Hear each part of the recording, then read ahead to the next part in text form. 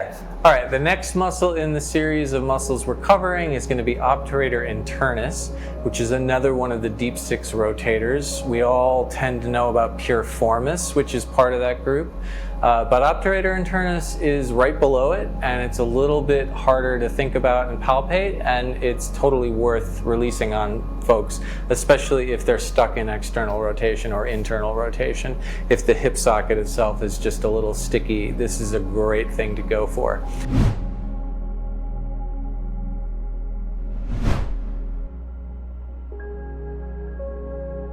So the deep six all attach here and up at varying angles to the pelvis. Obturator internus is going to attach roughly up in here. You're going to get at it from above where the lesser trochanter is. So actually, it's probably worth me even doing, I'm going to show a couple landmarks in this video. You're going to get a bonus landmark.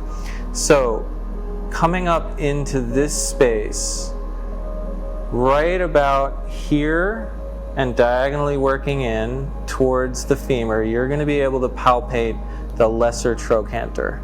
Right there. You're not going to see it on camera, but it's definitely going to be below the gluteal fold, more on the diagonal of the femur, not completely on the midline, not completely on the back line, but more on this diagonal. And you're going to feel a knob, which is what the lesser trochanter feels like. And I'm guessing, Brianna, that doesn't feel that great when I'm palpating just that.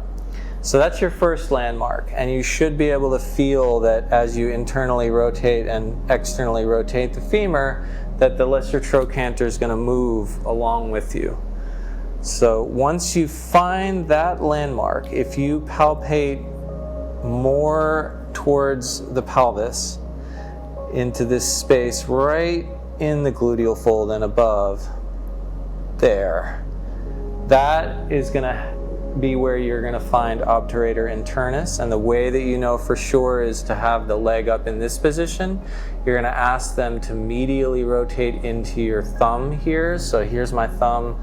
I'm going to have you try to draw your leg that way. So go ahead and draw. Yep, there you go, and let it go. And you should feel right under your finger in this space that muscle pop out. So go ahead and fire again. Yep, let go. There.